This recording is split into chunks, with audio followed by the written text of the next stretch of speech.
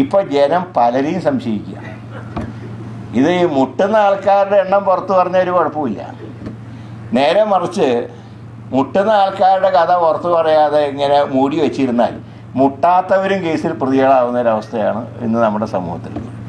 അപ്പോൾ അതുകൊണ്ട് ഏത് മേഖലയിൽ പ്രവർത്തിക്കുകയാണെങ്കിലും സൗഹൃദം വേണം. ആ സൗഹൃദം ഒരിക്കലും കയ്യാങ്കളിയിലേക്ക് എത്താൻ പാടില്ല എന്ന് മാത്രമേ ഞാൻ ഈ സന്ദർഭത്തിൽ പറയുള്ളൂ. അപ്പോൾ അതുകൊണ്ട് സൗഹൃദ വേദിക്ക് അതിൻ്റേതായിട്ടുള്ള പ്രാധാന്യമുണ്ട്. ആ നല്ല രീതിയിൽ തന്നെ എല്ലാ മേഖലയിലും സൗഹൃദവുമായി മുന്നോട്ട് നീങ്ങാൻ സൗഹൃദ വേദിക്ക് കഴിയട്ടെ എന്ന് ആശംസിക്കുന്നു.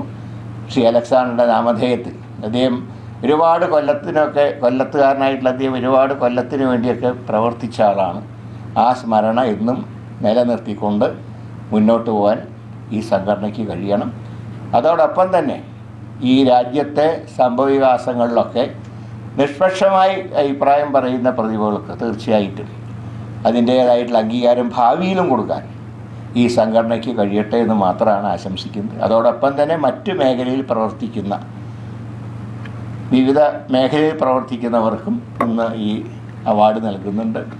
പ്രത്യേകിച്ച് കൊല്ലം രൂപതയെ സംബന്ധിച്ച് പറയുമ്പോൾ എല്ലാ മേഖലകളിലും ആരോഗ്യരംഗത്തും വിദ്യാഭ്യാസ രംഗത്തൊക്കെ വളരെ നല്ല രീതിയിൽ പ്രവർത്തിക്കുന്നു എന്നെനിക്ക് തന്നെ നേരിട്ടറിയാം. ഈ സഭയിലുള്ള പല വൈദികരൊക്കെ എനിക്ക് നേരിട്ട് ബന്ധമുള്ളത് കൊണ്ട് എനിക്ക് അക്കാര്യത്തിൽ 100% ഉറപ്പ് നൽകാൻ കഴിയും.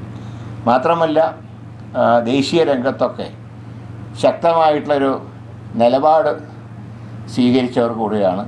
കൊല്ലം മാത്രമല്ല, കേരളത്തിലെ അവരുടെ വിവിധ രൂപതകളിലുള്ള അവരുടെ പ്രവർത്തനങ്ങൾ കാര്യങ്ങളെ യാഥാർത്ഥ്യബോധത്തോടെ കാണാനും അതനുസരിച്ച് ദേശീയ രാഷ്ട്രീയത്തിലൊക്കെ പ്രവർത്തിക്കാനും രൂപതയ്ക്ക് കഴിയുന്നു എന്നുള്ളതൊരു വലിയൊരു കാര്യം തന്നെയാണ്.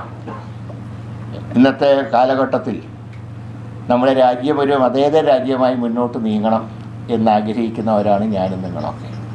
അതിന് തടസ്സമുണ്ടാക്കുന്ന ശക്തികൾ ഒരുമിച്ച് എതിർക്കേണ്ട ഒരു കാലഘട്ടത്തിൽ കൂടെയാണ് നാം കടന്നു പോകുന്നത്. ഇന്ന് ഇന്ത്യ രാജ്യത്തിനെ സംബന്ധിച്ച് ഒരുപാട് പ്രതീക്ഷകൾ വന്നിട്ടുണ്ട്. ഈ കഴിഞ്ഞ തെരഞ്ഞെടുപ്പിന് ശേഷം ഒരുപാട് പ്രതീക്ഷകൾ രാജ്യത്തുണ്ടായിട്ടുണ്ട്.